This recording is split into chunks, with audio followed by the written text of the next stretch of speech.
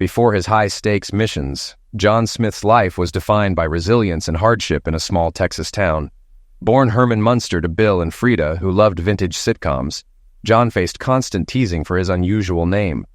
Determined to distance himself from it, he endured schoolyard fights and stern home lectures. After high school, he sought purpose and enlisted in the Marines. 6 tough years, including deployments in harsh desert conditions, caught the attention of secret recruiters. These recruiters brought him to Sector Alpha, a covert organization where John took on the cover of an ordinary IT specialist. His unassuming appearance and friendly demeanor made him perfect for blending in unnoticed. The company, as insiders called it, valued his discreet nature and strategic mind. During this time, he met Houston, a lively and trusting woman in a computer class arranged by the agency. They married, sharing simple joys, although her occasional naivety sometimes worried him. Returning home one evening, John parked in the garage, savoring the sight of Houston's car and the anticipation of their reunion. Entering the house, he was greeted by the aroma of her cooking. The warmth of home reminded him of his many roles, from soldier to covert operative to devoted husband. This evening promised a rare moment of peace. Houston, who worked as a legal secretary, knew John's job involved travel, but not its true nature. His cover as a globe-trotting IT troubleshooter allowed him to gather intelligence, though he didn't dwell on what the company did with it. Occasionally he had to use his training, leaving him unsettled. That night he walked into the familiar scent of lasagna, one of his favorite meals. The dining table was set with their wedding china, signaling a special evening. As he turned to head upstairs, Houston appeared, stunning him in a short black dress that left little to the imagination. Her long dark hair framed her face, and high heels completed the look, promising a night that would help him forget the weight of his secret life. "How do you like it?" she asked, spinning to show off her dress. He noticed she wore only tiny underwear underneath, and fought the urge to rip them off. "Wow," he said. "You look incredible." She laughed as he lifted her. "Easy. Don't mess up my makeup." "What's the occasion?" he asked, eyeing the fancy china on the table. "For our guest," she said. "Guest? But there are only 2 plates. Where will the guest sit?" "At the head of the table," she replied. A sense of unease settled over John. "Where's my plate?" he asked. "We need to talk," Maria said, her voice tinged with nerves. "Talk about what?" John's eyes narrowed. "First, who is this guest?" Maria questioned. "My boss, Greg Wilson," she answered, glancing away. John's expression darkened.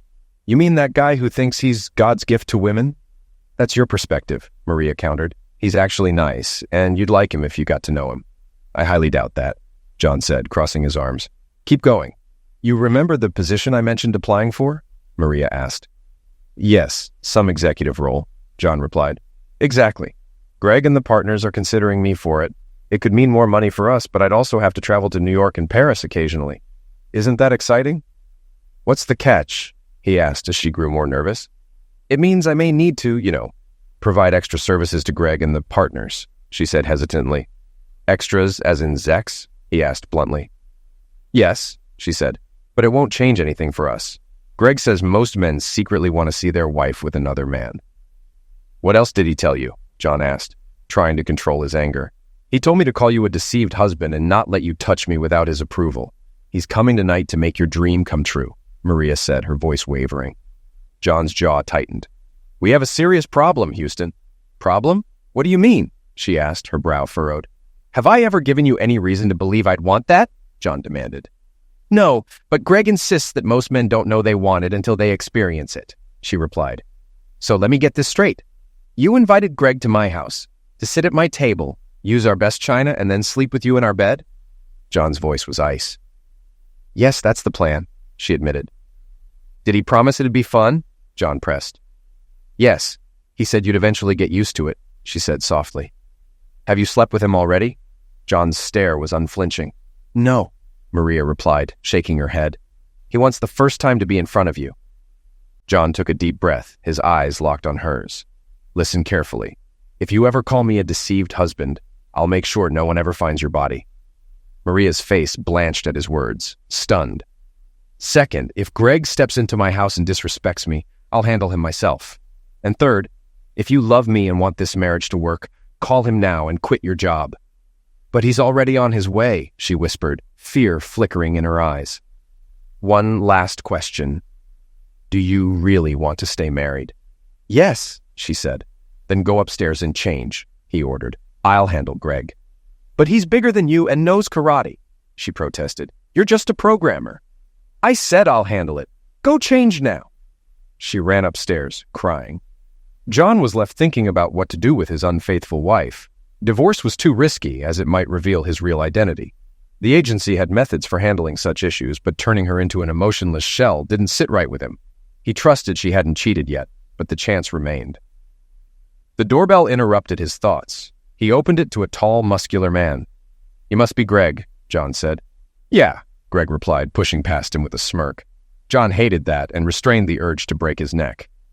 "Come in," John said, closing the door. Greg glanced at him and laughed. "So, you're the deceived husband?" "No," John said calmly. "I'm Houston's husband." "Same thing," Greg scoffed. "Get me a drink." "Screw you," John said. "I'm not your servant." "What did you just say?" Greg snapped, surprised at the defiance. "I said screw you. Are you deaf too?" John repeated. Greg's face darkened. "I'll crush you. Do you know who I am?" "Yes. The guy who's been filling my wife's head with nonsense." "Where is she?" Greg demanded. "She's coming," John said as Houston appeared in jeans and a t-shirt. "Why aren't you wearing the dress I bought?" Greg asked angrily. "I didn't feel like it," she said. Greg turned to John. "Make her change." "Why don't we discuss this in my office?" John suggested. "There's nothing to discuss," Greg said. "Perfect. I'll just eliminate you here then," John replied with a smile. "Is that a threat?" Greg sneered. "No, it's a promise," John said coolly. Houston tried to interject, but John signaled for her to stop. "5 minutes in my office. If you're still standing after, do whatever you want." Greg grinned arrogantly. "I was a state karate champ. You really want this?" 5 minutes, John said. "Fine, but you'll beg for mercy," Greg warned. John led the way to the basement and gestured for Houston to follow. She hesitated, shocked at her husband's demeanor, but complied. Once downstairs, John had Houston sit against the wall. Greg faced him, smirking. "Well, now what?" Greg asked. "Waiting on you," John said. Greg mocked him, kneeling and putting his hands behind his back. "Afraid to strike a man like this?" "Enough," Greg spat. "You wanted this." In seconds, John subdued Greg. "If anyone asks, you slipped on the soap," John whispered. Greg nodded weakly. "I didn't hear you," John pressed. "I understand," Greg managed. "Good. Remember, I know 1,000 ways to end you." "Don't test me," John said. "Now, good night, Gracie." He knocked Greg out. John took out his phone. "Clean up the second line, and we'll need an inspector." "Thanks," he said, ending the call. He turned to Houston, who sat in stunned silence. He dead?" John said. "No, but he'll have a bad headache." "Who are you?" she asked. "Don't you know your own husband?" John replied. "I thought you were just a programmer," she whispered. John grinned. "All programmers can do this." "No, not all programmers," she said. "I've seen Greg defeat larger opponents, break bricks and boards. But you took him down in seconds. He didn't stand a chance." "No matter how strong you are, there's always someone stronger," John said. "I was angry and motivated. He's lucky I didn't eliminate him." "What happens to us now?" she asked. "That depends," John replied. "On what?" she pressed. "On your honesty when the inspector arrives," John said. "Inspector? What does that mean?" she asked. "It's a device my company uses to verify testimony," he explained. "And if I fail?" she asked nervously. "Don't think about that," he said. "Did you mean it when you said you'd eliminate me if I called you that?" she asked, a tear rolling down her cheek. "Yes," John said, meeting her eyes. She shivered, and he added, "My mother cheated on my father for years. He wanted a divorce, but couldn't afford to lose everything, so he stayed for us. She humiliated him daily, calling him that word until it broke him. One day, after my younger brother left for college, he threw away his ring, said goodbye at the bar, and drove off a cliff." "Oh my God, I'm so sorry, John. I believed Greg's lies. Can you forgive me?" "We'll see after the check," John said as the doorbell rang. He opened the door to 3 men in white suits. 2 placed Greg on a stretcher and took him outside. The third man pulled out a tablet with a connected device. "Miss," the inspector said, "we'll be recording your testimony. This device measures your skin response and other indicators more accurately than a polygraph. Please answer truthfully. State your full married name." "Houston Smith," she replied. "Your age?" 26. The inspector cast a quick glance at John and gave a nod. John took a deep breath and asked, "Houston, Have you cheated on me since we got engaged? No, she answered, shaking her head. Have you had any sexual relations with anyone during that time? No, she repeated firmly. Has anyone touched you intimately? John's voice was steady but strained. No, Houston said. John's voice wavered as he continued. Were you planning to have sex with Greg tonight? Yes, she admitted, tears streaming down her face. Why? John's eyes searched hers for an explanation. Greg told me you'd want it, that you loved me enough to allow it, Houston sobbed. What else did he tell you? John pressed. He said that all married men dream of seeing their wives with someone else, she confessed. And you believed him? John's tone carried disbelief. Yes, I'm so sorry, John. You travel so much, and I thought it would make you happy, she said, her voice breaking. Were you offered a job that required relationships with management? He asked, the tension in the room palpable. Yes, she whispered.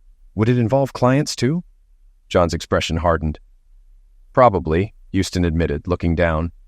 Did you think I'd approve of this? He asked, eyes narrowed. They said you'd resist at first, but eventually accept it, she replied. Did they imply there would be consequences if I didn't? John's tone darkened. Yes, it felt like a threat, Houston admitted, her voice barely above a whisper. Do some women at your company have to go through with this? John asked, eyes narrowing. Yes, she said, looking down. And do their partners support it? He continued. As far as I know, yes, she replied, wiping a tear. Have you talked to any of their partners directly? John pressed. No, it's just what some of the women told me. They said it brought in extra money over time, Houston explained. So, others are getting paid for it? John asked, needing clarity. Yes, she confirmed. John's expression softened for a moment. Do you love me? Tears streamed down her face. Yes, more than anything, she said, voice trembling. Will you quit right now? John's tone was firm. Yes, she nodded, resolute. Would you sue if it came to that? He asked, searching her eyes. Yes, I'll do whatever it takes to make this right, Houston said, desperation in her voice. Are you just saying this because it's what I want to hear? John's gaze was unwavering. No, John, I'm truly sorry. I believed their lies. Please trust me, she pleaded. John glanced at the inspector's tablet, then at him. The inspector nodded. Houston, stay here. I'll be back, John said, then walked upstairs with the inspector. So? John asked in the living room. She's telling the truth, the inspector said. Alpha 1 wants to talk. He activated the app, and Regis Carlisle, Alpha 1, appeared on the screen, his sharp gaze fixed on John. John, I hear your return home was eventful, Regis said. Yes, sir, John replied. Could have been better. I've reviewed the results. What are your thoughts? Regis asked. My gut says to kick her out, John admitted. No one would blame you, Regis said. But there's more you should know. What do you mean? John asked. A divorce could expose your ties to Alpha. That wouldn't end well for either of you, Regis said. I understand, John acknowledged, aware of Alpha Sector's strict secrecy. We've been watching Omega, partly due to data you brought in, Regis continued, surprising John. That includes monitoring your wife. While her judgment has been poor, she hasn't crossed any lines. Good to know, John said. What can you tell me about Omega? Not over this call, Regis said. But it's time to bring Houston in. Think you can handle that? I believe so, John said. Good. Tell her only what's necessary. Bring her to my office at 7 a.m. sharp. She doesn't have clearance, John pointed out. She will by then. Technically, she's already part of this, just unaware, Regis replied. John processed this. If true, Houston would have no choice but to cooperate. The alternatives were unsettling. Have dinner, talk, and bring her in tomorrow, clear? Regis asked. Yes, boss, John said. By the way, letting Greg live was technically wrong. How's he doing? Regis asked. He's in a coma, Regis said. If he wakes up, he'll have amnesia. We'll handle any issues. John nodded. See you tomorrow, Regis said, ending the call. The inspector put away his device and left. See you, he said as he walked out. John went back downstairs. Houston sat in the chair, wiping her eyes. She looked up as he entered. I messed up, didn't I? She said. Yes, John replied. I'm so sorry, John. I believed Greg's lies and never meant to hurt you. I'll pack and go. You deserve better. She stood, but John stopped her. Stay, he said. I accept your apology, and I owe you one too. For what? She asked, surprised. For being gone so much. My job is complicated. I understand, she said. No, you don't, John said. First, John Smith isn't my real name. Then who are you? She asked. Was the story about your dad true? Yes, he said. I was born Herman Munster in North Texas. Herman? She laughed. Yes, John said, smiling. It wasn't fun growing up with that name. After the Marines, I became John Smith. You were a Marine? She asked, surprised. There's a lot you don't know, he said. Let's eat, and I'll tell you more. Is the lasagna still warm? Yes, it's in the oven, she said. Perfect. Let's eat and talk, he said. Does this mean you forgive me? She asked. We'll see, he replied, offering his hand. She smiled, took it, and stood up. Houston listened quietly as John revealed the story he'd hidden for years. She barely touched her lasagna while he described his childhood as Herman Munster, his military service, and his recruitment by Sector Alpha, a covert government intelligence agency.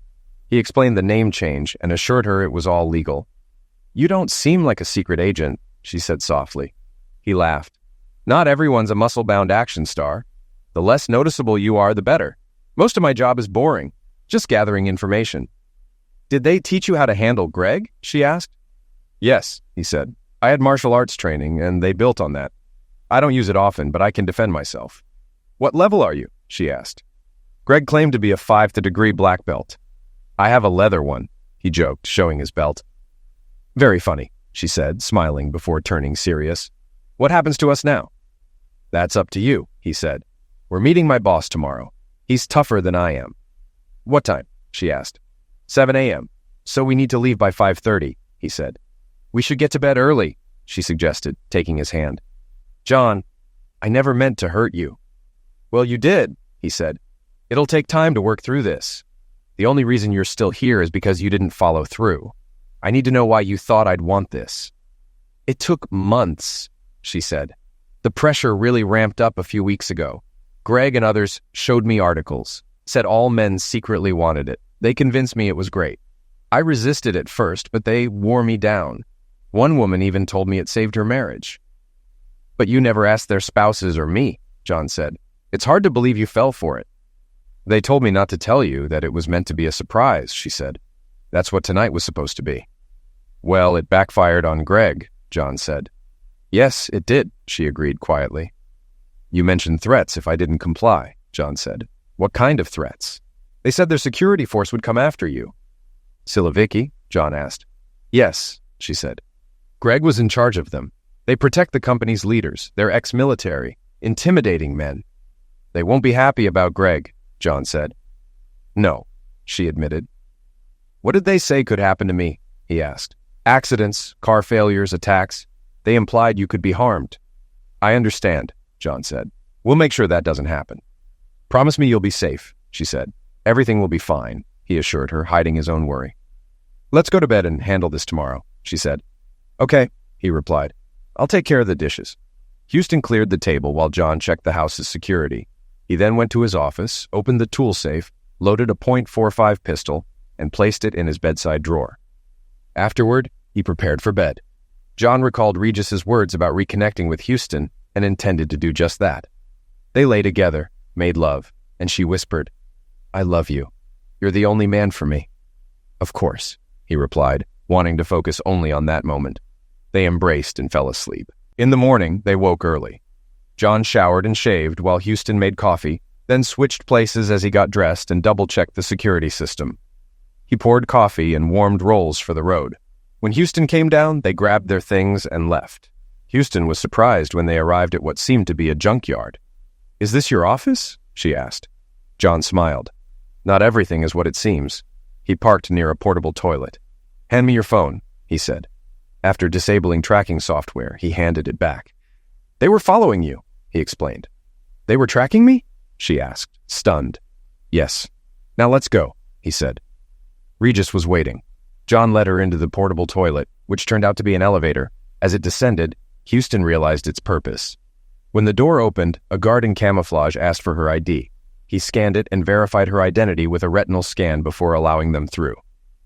Alpha 1 is expecting you, the guard said. John led Houston down a hallway to a large marble foyer marked with Alpha Sector and the motto, First Line of Defense. Another wall read, Our enemies do not sleep, and so do we. They stepped onto an emblem that lowered them into a room filled with monitors and personnel. A large man with an eye patch approached. "Regis Carlyle," he introduced himself. "Call me Mr. Carlyle or Regis. You must be Houston." "Yes," she replied, shaking his hand. "Interesting name," Regis said. "My parents named me after the city I was conceived in," she said. "Good thing it wasn't Todd Sack, Arkansas," he joked. She chuckled. "True." "Come into my office," he said. Inside, the glass walls darkened for privacy. "Sorry, but I've never heard of Alpha Sector," Houston said. "That's good," Regis replied. "If you had, we'd have a security issue." "Oh," she said. "So, what do you do?" "We gather global intel, analyze it, and act if needed. Your husband is one of our top operatives," Regis said, looking at John. "By the way, Mr. Wilson is alive but in a coma. Your handling of him was impressive." "Thank you," John said.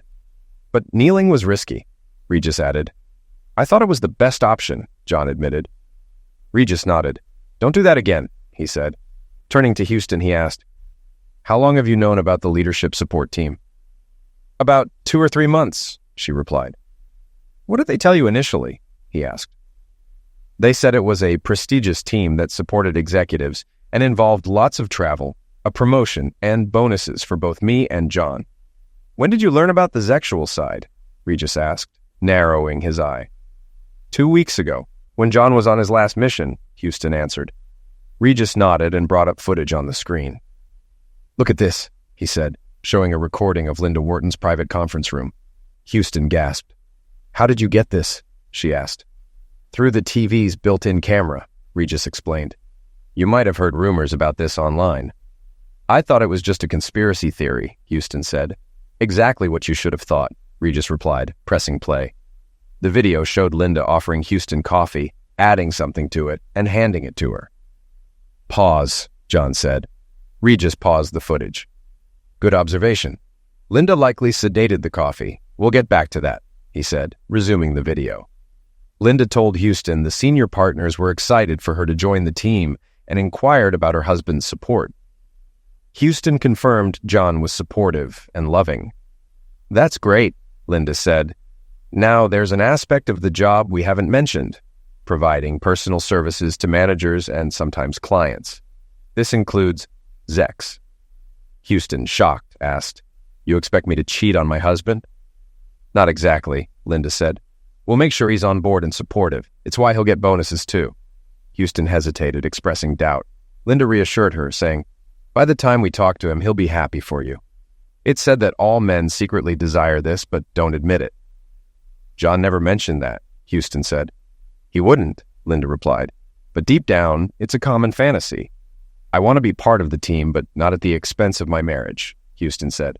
"Don't worry about John. We'll handle him," Linda said. "Just focus on your work and read the materials I send." Houston asked about other women's husbands, and Linda assured her they were happy, enjoying better relationships and checks. "What should I tell John?" Houston asked. "Nothing for now. We'll manage it," Linda said. "All right," Houston said. "Good girl," Linda said. "Go back to work, and we'll talk later." The video ended with Linda watching Houston leave, smiling smugly. Regis paused the video and turned to Houston. "How did you feel after that meeting?" "I was shocked and confused at first, but then I felt strange," she admitted. "You felt excited, didn't you? Like what she said was enticing?" Regis asked. Blushing, Houston nodded. "Yes, I even had to go to the restroom." "That was likely due to the pill Linda added to your coffee," Regis said. "Did you feel the same way after every conversation about the team?" "Yes," she said quietly. Regis nodded and showed another video, this time from Linda's office. Linda called a man named George. "George, I spoke with Houston Smith," Linda said. "Will she agree?" he asked. "I'm working on it. I sent her some stories to get her thinking," Linda replied. "To turn her on, you mean?" George said, laughing. "Yes," Linda said. "Her husband's away, right?" George asked. "Yes, I have time to prepare her," Linda said. "By the time he's back, she'll be ready." "I'll handle Smith if he interferes," George said. "Greg will work on him, and we'll use security if needed." "Careful," Linda warned. "If anything happens to him, we'll lose her." "Then we'll speed up the plan. I have buyers in the Middle East waiting," George said. John and Houston exchanged horrified glances. 2 weeks, Linda," George said before ending the call. "Who is George?" John asked. "George Black, the main partner," Houston said. John glared at Regis. "You knew?" "Calm down, John," Regis said. "I couldn't distract you from your mission." I trusted you to handle Greg, and you did.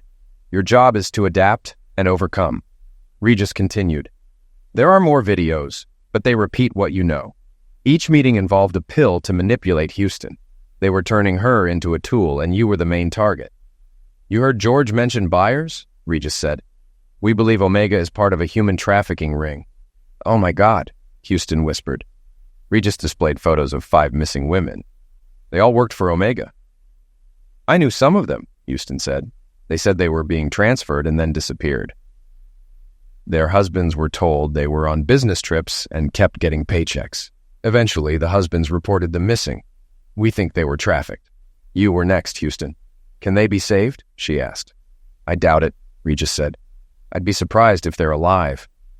So what now? John asked. Houston can't go back. No, and I believe they're already after her, Regis said, showing a live feed from their living room. 4 large men and Linda were inside. How did they bypass our security? John asked. Good question, Regis said, eyeing Houston. I didn't give them the code, she said nervously. We'll see what they do, Regis said, watching as Linda's phone rang. Houston's phone chimed seconds later. Regis gestured for her to answer. Houston answered her phone. Houston, where are you? Linda's voice demanded. John and I aren't home, she replied. What happened to Greg last night? Linda pressed. I think he slipped on soap or something, Houston said. Some soap, Linda said. He's in a coma. What really happened? Greg fought with John. John didn't react as you said he would, Houston replied. This is bad. The senior partners are angry. Come to the office now, Linda ordered. I'm done, Linda. I'm resigning, Houston said. That's not happening. You made commitments, Linda said. My commitment is to my husband. I'm not doing this. Goodbye, Houston said, ending the call. She looked at John, who nodded in approval. They watched the video as Linda, furious, clicked on her phone and spoke to the men. Her phone's last location is a landfill off Highway 87. Go intercept them, but don't eliminate them. Bring them back alive. The 4 men nodded and left. Linda looked around, then left the room. The video ended. We have an hour before they arrive, Regis said, making a quick call. Operation Yard Dogs in 1 hour, he ordered. An hour later, 2 black SUVs arrived at the landfill. 4 men in suits got out and approached John's car, met by 2 men in overalls and caps. John, Houston, and Regis watched on screen. How can we help? One man. Bubba? Asked with a thick southern accent. We're looking for the car owner, said a suited man, showing his tool. Bubba called out, Hey, T-Bone, this guy's got a toy. T-Bone laughed, raising his rifle. That's a toy. This is real, he said, loading it. The suited men hesitated. We don't want trouble. We just need answers, one said. Out of answers, T-Bone replied. But I've got a beating out back. Free if you want it. Realizing they were outnumbered by armed men, one suit said, We're not getting Smith without a fight. The leader nodded. Let's go. They backed off, returned to their cars, and left, splitting directions. T-Bone turned to Bubba, dropping the accent. Where'd you get that line? Bubba shrugged. Seemed right. T-Bone laughed and radioed. Costumed guys left. 1 north, 1 south. Got it, said Alpha 1's voice. Regis called out, Eagle 1, track those SUVs. Copy that, a voice replied. We're watching them. Good, Regis said. Regis hung up and glanced at John and Houston. Let them simmer for a bit, he said. They're clearly waiting for you to leave. I know, John replied. What's our next move while we wait? Regis asked Houston. Now we start working on filling in all the missing pieces, he said. Houston looked surprised. What missing pieces? She asked. Trust me, Regis said. You might be a little naive, but you're definitely not stupid.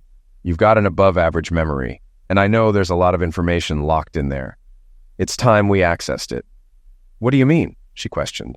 We'll use a form of hypnotherapy to help you remember, Regis explained.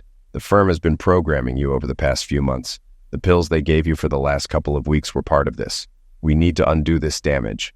I'm certain that once we do, you'll recall much more than you realize. Will it hurt her? John asked. Regis shook his head.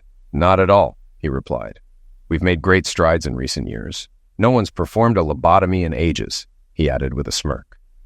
John knew this was Regis's dark humor, but it startled Houston, who looked to John for reassurance. Regis chuckled. I'm just kidding, he said. You'll be fine. I'm also interested in figuring out what they dosed you with. He picked up the phone, spoke a few words softly, and hung up. What now? John asked. 2 gentlemen will be here shortly to take Houston to our mental health specialist, Regis said. You can go with her if you'd like. I'd like that, John said. Will you stay with me? Houston asked him. Of course, he replied, taking her hand. A few minutes later, 2 men in white coats entered with a wheelchair. Houston sat down, and they left the room. They've been there too long, the lead enforcer told Linda as he watched the entrance. No movement had been seen for hours, and the 4 men were growing anxious. All right, she said. We know where they are. Head back to base. We'll catch up with them later. The call ended, and the SUVs turned around. Linda put the phone down and looked at George. They couldn't get the Smiths back, George asked. Linda nodded. No. What's the update on Greg? She inquired. George shook his head. Not great, he said. His injuries are worse than expected, and he might not make it through the night. What's next? She asked. Should we take them and bring them here? No, George replied. We'll move them to the beach house. How do we get them there? She asked. I'll leave that to you, George said. Houston mentioned she wanted to resign. Let her do that. Make sure it won't cause any issues. She's gullible enough to trust you. Her husband will probably want to come along. Let him. Get security ready to grab them both. I need to find out how much he knows about our operation. Why does this matter so much? She asked. I thought he was just an insurance company programmer. George shook his head. That's not all he is. I just don't know how much more he knows. So, you're using Houston as bait? She clarified. He'll spill everything once he realizes how serious this is. He'll do anything to save her. I hope you're right, she said. George smiled. Trust me, I am. Just make sure the house is set up, he said. You tried to make him complicit willingly. Now we'll make it unavoidable. Once we're done, we'll hand him off, and he'll die, with a little assistance from us. She smiled at the idea and left the office. What they didn't know was that their conversation had just been recorded and sent to Alpha's servers.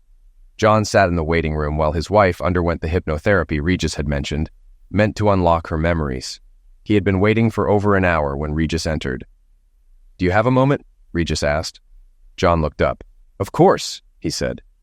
Any idea how much longer it will take? At least 2 more hours, Regis replied. John nodded and stood up. Regis led him out, and John followed. They soon found themselves in Regis's smoking room, a well-ventilated space with armchairs facing an artificial fireplace. Regis sat down and gestured for John to join him. He opened a small case and offered John one of his fancy flavored mini cigars. Thanks, John said, and Regis lit his cigar. I still can't believe they let you smoke in here, John remarked, enjoying the sweet aroma. Well, this place is built to withstand a direct nuclear hit. I think a few cigars won't hurt, Regis said with a shrug. John chuckled as Regis handed him a folder. John opened it and skimmed through the medical report, which didn't make much sense to him. What is this? He asked. It's the report from your wife's blood tests, Regis said. Look at the 2 marked areas. One indicates a restraint pill, and the other is a compound I haven't seen in a long time. What's that? John repeated, frowning. In small doses, it makes someone highly susceptible to suggestion, Regis explained. Paired with the restraint pill, I'm guessing Houston was on edge. They could have suggested she do anything, and she likely would have complied. Honestly, it's surprising she managed to hold on this long. Anyway, there's a federal agency monitoring this substance, and they've sent one of their top agents. He'll be here this afternoon. I see, John said, taking a puff of his cigar. Anything else? Yes, Regis said. Omega is planning to capture you both at their first opportunity. We already knew that, John replied. This time it's permanent, Regis added. From the footage we received, they plan to sell you to a Middle Eastern buyer and stage your deaths. What's the plan? John asked. We're not going to let that happen, Regis said. We have people watching them and will know when and where they'll move. I have a conference call to discuss this. Can I join? John asked. Sorry, son, it's above your clearance, Regis said. Your main job is to stay close to your wife. John nodded. They smoked their cigars in silence for a few minutes, before John spoke again. Have you ever been married, Regis? He asked. Regis glanced at him. Yes, a long time ago, he said, the pain evident in his voice. What happened, if you don't mind sharing? John asked. The usual story, Regis said. Too much time at work, stress from fighting enemies, and keeping secrets from loved ones. You know how it is. John nodded. Yes, I do. It was too much for her, Regis said. One day I came home to find she had left. She left a note saying she'd found someone else, someone who was home and open with her. I also found divorce papers. This was 15 years ago. I'm sorry, John said. Do you have kids? Yes, Regis said. 2 beautiful girls. Their mother took them, and now they call another man Dad. I haven't spoken to them in years. They've probably forgotten me, but your situation might be different. I hope so, John said. Regis nodded. Houston is a good woman, he said. Yes, she's naive at times, but she's smarter and stronger than you think. And she really loves you, God knows why. They both smiled. You need to be there for her, John. I know, John said, and I will. All right, Regis said, standing up. I need to make a call. Go to Houston, and I'll message you when I'm ready. Got it, John said. He finished his cigar after Regis left and went to check on Houston's progress. When he arrived, he was informed that she was almost done and would be out soon. John sat and turned on the TV, though his thoughts were elsewhere. About an hour later, the door opened, and Houston walked out. She smiled when she saw him, and he noticed something different about her, though he couldn't place it. How do you feel? He asked. I'm okay, she said, smiling. John turned to the technician who had treated her. Is she free to go? He asked. The technician nodded. Yes, she can go. We're preparing the report for Alpha 1. Thanks, John said, turning to Houston. I don't know about you, but I'm starving. Want to grab something at the cafeteria? Definitely, she said. They went to the cafeteria and ordered bacon burgers with fries. You seem different, John said as they sat down. Are you sure you're okay? I feel better than I have in ages, she replied. My head feels clearer. Did you remember a lot? He asked. Oh, yes, she said, her eyes bright. I can't believe how close I came to betraying you. Can you ever forgive me? I think so, he said, opening the folder with the report. What's that? She asked. Your blood test report, he said. They found traces of a restraint pill and something meant to make you suggestible. Regis said that with those pills you must have felt like you were losing your mind. Yeah, she nodded, eyes moist. It was hell. Each day was a struggle. And those stories Linda sent you? He asked. Did you read them? She nodded. Do you want to guess what they were about, or should I tell you? You can tell me, he said. They were all the same. Husbands were weak, wives were promiscuous, and lovers were cruel. Husbands were humiliated, forced to watch their wives with other men and then clean up after them. Did those stories excite you? John asked. I'm embarrassed to say, but yes, they did, she admitted. Between those stories and what Linda, Greg, and the others said, I was constantly on edge. Now I understand I was sedated and manipulated. Regis said it was amazing you lasted as long as you did, John said. It wasn't easy, John, she said. It felt like a battle between 2 parts of myself. Good Houston was saying, no, don't betray your husband. It's wrong, while bad Houston whispered, come on. Let Greg have his way. John will never find out. I'm glad you listened to good Houston, John said, except for that last day. Would you really have gone through with it if I hadn't stopped him? He asked. Probably, she admitted. No, that's not true. Yes, I would have, and I'm so ashamed of it. John nodded. You reminded me of who I really am, she added with a smile. Will you ever forgive me? I think I can, considering everything, he said. Just don't let it happen again. I promise, she said. I know I've been naive, but now I see everything more clearly. I have one condition, John said, smiling. What is it? She asked. You're going to show me how you use that toy one day, he said. Seriously? She said with a grin. You want to see me do that? Of course, he said. Why not? Maybe, if you behave, I'll let you watch, she teased. You're so mischievous, John said, but agreed. John's phone buzzed, and he checked it. It was a message from Regis. Regis wants to see us, he told Houston. Are you done with lunch? She stood up. Yes, I'm finished, she said, eating the last of her fries. John got up, and they walked to Regis's office. As they entered, they saw a man of average height in a dark blue jacket standing there. John Houston, Regis said. This is Oscar Warren from the Homefront Security Task Force. Oscar, meet John and Houston Smith. They shook hands, and Regis gestured for them to sit. Homefront Security Task Force? John asked. What is that? I've never heard of it. Most haven't heard of you either, Oscar said. We're a public-private task force dealing with situations similar to what you're facing now. He laid out photos of 4 women on the desk. Mrs. Smith, have you seen any of these women before? Oscar asked. Houston examined the photos and pointed to one. "This one," she said. "Are you sure?" Oscar confirmed. "Yes," she said. "It was a couple of years ago, but I remember her talking to George and Linda." "So George Black, the senior partner, and Linda Wharton, head of the executive support group?" Oscar clarified. Houston nodded. "Yes." "Do you know what they talked about?" he asked. "No, not at all," she said. "I assumed she was a client or a potential client." "Have you heard of MS or the Mutual Marriage Assistance Society?" Oscar asked. Houston thought for a moment. "Yes, I've seen that term in documents that passed my desk, but I didn't think much of it." "The woman you identified was Pat Witherspoon," Oscar said. "Does that name mean anything to you?" "No, it doesn't," she said. Oscar nodded. "Who was Pat Witherspoon?" Regis asked. "She was the top MS agent," Oscar explained. "She died about a year and a half ago while in custody." "And what is MS?" Regis asked. "It started as a group punishing unfaithful husbands," Oscar said, "but it evolved into something else. What worries me is what Witherspoon did within Omega. MS was advancing a dominant political agenda." "What does that have to do with a law firm involved in human trafficking?" Regis asked. "Good question," Oscar said. "What do you know about the house on the coast?" he asked Houston. "The company has a place there," she said, "but it's more than a house. It's a complex with a pier and a helipad. I've never been, but I heard it's walled with security gates. Top executives go there to meet clients or unwind." "That's where George and Linda plan to take you," Regis said. Houston's expression darkened as she processed the information. Her eyes suddenly widened. "What is it?" Regis asked. "I remember a coworker mentioning a party she attended there," Houston said. "She described it as wild, with illegal substances and all sorts of things." "That's where they intended to sell you to a buyer," Regis said. "We need to alert the White House," Oscar said. Regis nodded and turned to John. "Why don't you step outside with Houston for a moment?" he said. John stood and gestured for Houston to follow. Once outside, Houston spoke. "What did Regis mean?" she asked him. "Linda and George were going to make you a Zex slave," he said. "And from what I've heard, they plan to eliminate me too."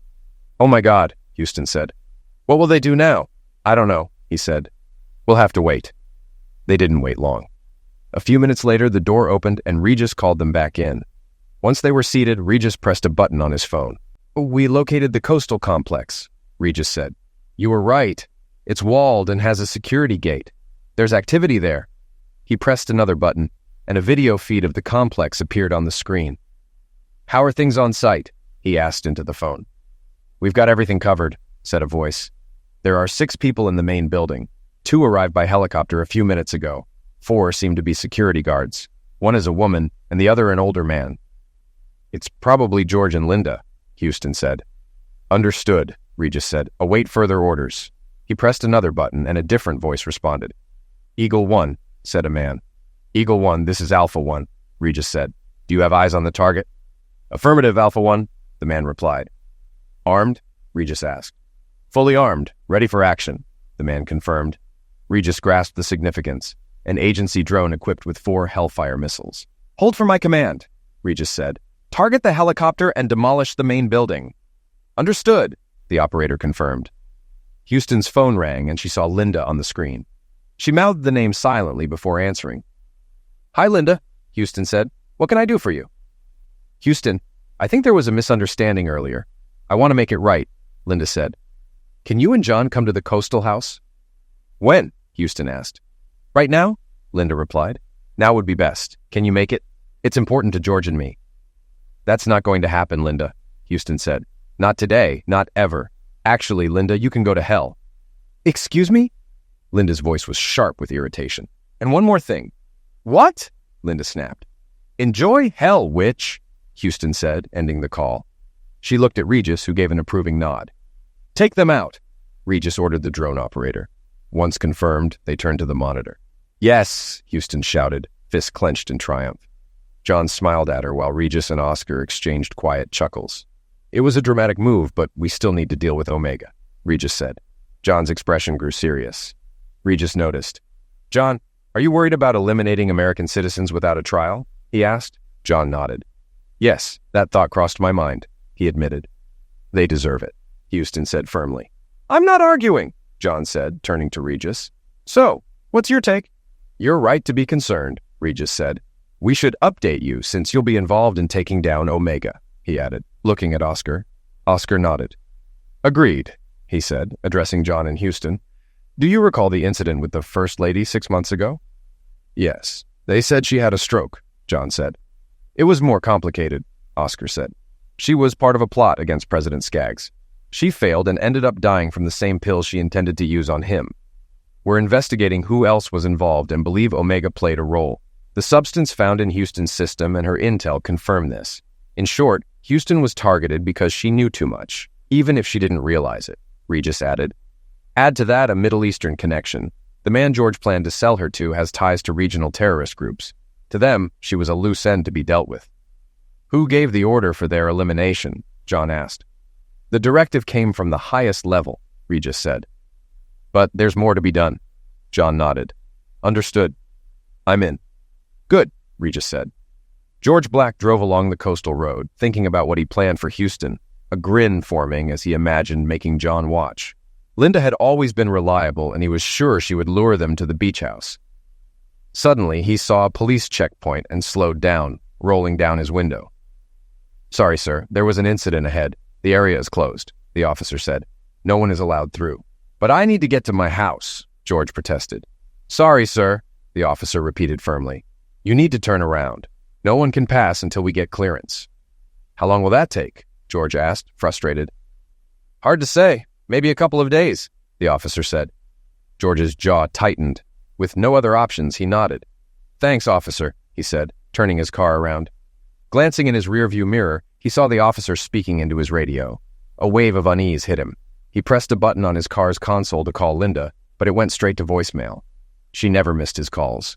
He hung up without leaving a message and called another number. We have a problem, George said when the call connected, his voice tense. Return to the office, the voice on the other end instructed before hanging up.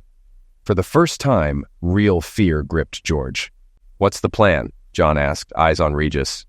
We have a meeting set near Omega headquarters, Regis said, handing John a slip of paper with an address. Black is headed to one of our outposts, so he'll be there within the hour. Oscar and some of our agents will meet you. I'm coming too, Houston said. John turned to her, surprised. Why? It's dangerous. I don't want you hurt. It's my choice, she said firmly. I need to be by your side. You're my husband, and we face this together. John studied her and saw the determination in her eyes. He looked at Regis, who nodded. She's part of this, Regis said. John sighed and turned back to Houston. All right, he said, but follow my lead. Understand? Understood, she said. They left Regis's office and returned to John's car. Oscar and his team followed in an SUV. The ride back was mostly silent, but John's mind was busy. He felt proud of Houston's newfound strength, but couldn't shake his worry. They arrived at the location Regis had given them, a mobile command center packed with electronics. John parked the car, stepped out, and opened the trunk. He pulled out bulletproof vests and handed one to Houston. What's this for? She asked. I don't want you getting shot, John said. Remember to follow my instructions. I understand, John, she replied with a slight smile. I'm not clueless, you know. John smiled and kissed her. I know. Their moment was interrupted by a loud voice. Smith? Called a large man in a dark uniform. Yes, John and Houston answered at the same time. The man looked at Houston, then back at John. I'm John Smith, John said. Special Agent Jones, FBI, the man introduced himself. The briefing is starting. John, Houston, Oscar, and the rest of the team gathered around a large table as Agent Jones outlined the operation, explaining the building layout and their plan to reach the top floor. As he spoke, Houston raised her hand. Yes, Jones asked, a hint of irritation in his voice. I have a pass that gives access to the top floor, she said. Wouldn't that be simpler than your plan? John couldn't help but grin as Jones's face reddened. After a moment, he exhaled and nodded. All right, Mrs. Smith, we'll use your pass. You'll lead us to the top floor. She gave a confident smile. When the briefing concluded, Jones asked, Any questions? The room was silent as everyone shook their heads. All right, let's move out, he commanded. Heavily armed agents took their positions. John double-checked his gear, ensuring his pistol was loaded. Houston noticed his intense expression. Am I making you nervous? She asked. He looked up and smiled. Not at all, he said, hugging her. I'm proud of you. I don't think anyone has shut Jones down that quickly before. They shared a quick kiss, and John resumed checking his equipment. Oscar joined them, and they headed toward the building. On the top floor of Omega headquarters, George sat at a large conference table, stunned as Jim Bradbury, the board chairman, spoke. "What should we do now?" George asked, panic in his voice. "Destroy all the evidence, you fool," Jim snapped. "I warned you this would be a mess if you didn't plan ahead. Now let's get moving." Before George could respond, a large man in a dark suit entered. "We have a problem," he said, looking at them. "The FBI is here." "What?" George said, eyes widening. "The FBI," the man repeated. "They're all over the building." "Head to the roof," Jim ordered. "I'll call for a helicopter." "It's too late," the guard said. "The FBI has already secured the roof." "Damn it," George muttered. "What now?" Their conversation was interrupted by the door bursting open as FBI agents stormed in. The guard reached for his weapon, but an agent disarmed him before he could draw. John, Houston, and Oscar entered, backed by armed agents. John stepped forward, eyes cold as he looked at George. "Now it's your turn to be someone's toy in prison," he said. Houston walked up to George and punched him in the face. "I quit," she shouted, eyes blazing with anger. John cuffed George and read him his rights, while Oscar did the same to Jim.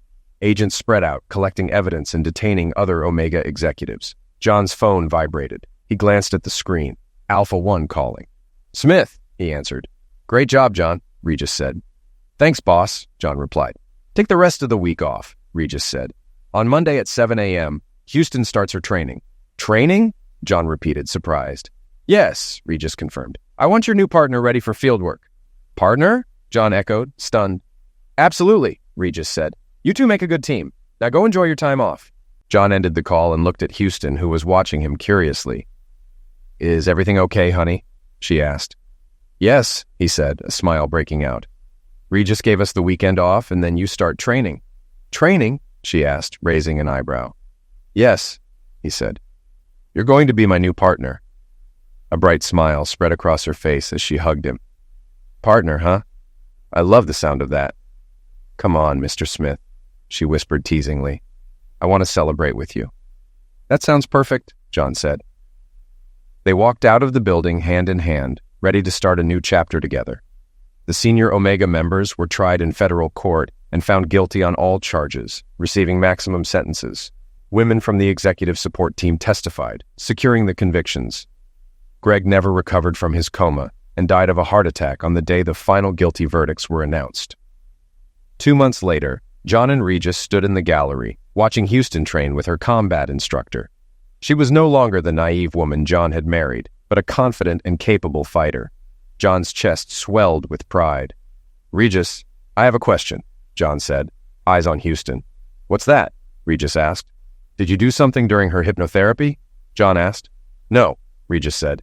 "This is the real Houston Smith. We just helped her unlock her inner strength." "You haven't changed your mind about her being my partner, have you?" John asked. "Not at all," Regis said. "I'm excited to see you both in action." John nodded, satisfied. "What's next?" he asked.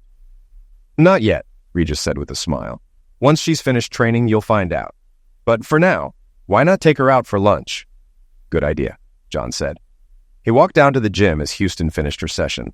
She saw him, wiped her brow, and jogged over with a grin. "How'd I do, partner?" she asked, giving him a quick kiss.